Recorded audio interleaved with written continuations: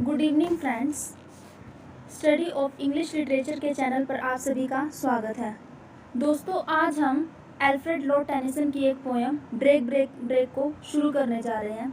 दोस्तों, पोएम को डिस्कस करने से पहले मैं आपको अल्फ्रेड लॉर्ड टेनिसन के बारे में बताना चाहूँगी।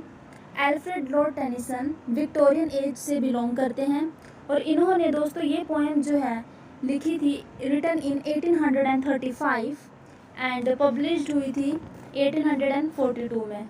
तो दोस्तों, ज़्यादा टाइम ना वेस्ट करते हुए पोएम को शुरू करते हैं। हम पहले इसके बारे में डिस्कस करते हैं। विलियम वर्ड्सवर्थ के बाद जो है Alfred Lord Tennyson poet laureate बने थे। लॉर्ड का मतलब होता है नोबिलिटी के मेंबर, ठीक है। किसके मेंबर दोस्तों? नोबिलिटी के मेंबर थे। इसके अलावा क्वीन विक्टोरिया खुद इनकी पोएम इन क्वीन मेमोरिया में इनकी एक पोएम थी जो उन्होंने उसी दोस्त के लिए लिखी थी जिस दोस्त के लिए उन्होंने ब्रेक ब्रेक ब्रेक को लिखा है। तो दोस्तों, हम शुरू करते हैं पोएम।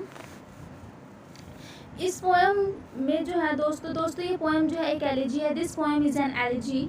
एलिजी का मतलब होता है दोस्तों एक शोक से भरी एक कविता, ठीक है, जो अपने फ्रेंड को इन्होंने डेडिकेट की है। उनके फ्रेंड का नाम है Arthur Hallam. This poem is dedicated to Arthur Hallam, poet's friend. Okay दोस्तों, इस पोएम में पोएट अपने दोस्त की फीलिंग को एक्सप्रेस कर रहा है जब वो समुद्र के किनारे बैठे थे। ब्रेक ब्रेक ब्रेक, तोड़ो तोड़ो तोड़ो, on thy cold grey stones, ओ समुद्र इन कोल्ड ग्रे स्टोन्स पर गिरो। And I would that my tongue could utter, काश मेरी जो टंग है, मेरी जो जीभ है वो भी बोल पाती। कुड अटर का मतलब होता है दोस्तों बोल पाती। मेरे थॉट्स, क्या कहते हैं इसमें? The thoughts that arise in me, यानी कि मेरे थॉट्स, द थॉट्स का मतलब है मेरे थॉट्स, अराइज इन मी जो मेरे अंदर उठ रहे हैं, मेरे अंदर जो थॉट्स उठ रहे हैं उनको मैं अपनी ज़ुबान से बोल नहीं पा रहा हूँ सॉरी, पोएट कह रहे हैं बोल नहीं पा रहा हूँ। तो नेक्स्ट स्टैंजा में बोलते हैं poet, O well for the fisherman's boy. दूसरे स्टैंजा में स्पीकर का ध्यान एक मछली पकड़ने वाले के बेटे पर जा रहा है और उनको बोल रहा है O well for the fisherman's boy. अच्छा, ये उस मछली पकड़ने वाले का लड़का है। That she shouts with his sister at play, जो कि चिल्ला रहा है। कब चिल्ला रहा है? अपनी सिस्टर के साथ खेलते हुए जो है वो चिल्ला रहा है। That's he shouts with his sister at play, O well for the sailor lad, कि उस सेलर का मतलब होता है दोस्तों नाविक के लिए अच्छा है। ओ वेल का मतलब दोस्तों अच्छा है, किसके लिए? सेलर के लिए, नाविक के लिए अच्छा है। That he sings in his boat on the bay, जो वह अपनी नाव में गा रहा है। दोस्तों, इन लाइनों को सुनकर ऐसा लग रहा है जैसे स्पीकर उनकी खुशी से ना जेलस हो रहे हैं, यानी कि जो बच्चे खेल रहे हैं उनकी खुशी को देखकर वो थोड़ा जेलसी फील कर रहा है। वह बच्चा जो चिल्ला रहा है, नाविक जो गा रहा है, लेकिन मेरी ज़ुबान से एक शब्द भी नहीं निकल रहा है। मतलब वो जो नाविक जो है नाव चलाते हुए अपना गा रहा है, बच्चे जो खेलते हैं वो भी अपना मज़े से खेल रहे हैं, चिल्ला रहे हैं। तो पोएट जो है उनको देखकर जो है थोड़ा जेलसी फील कर रहा है दोस्तों। तो थर्ड स्टैंजा की तरफ बढ़ते हैं दोस्तों। And the stately ships go on. Stately का मतलब होता है दोस्तों विशाल, बड़े बड़े, और बड़े बड़े शिप्स मेरे पास से गुजर रहे हैं। To their haven under the hill. Haven का मतलब किनारे पर दोस्तों, हेवन का मतलब होता है किनारे पर, आपने एक बंदरगाह पर जाना चाहते हैं।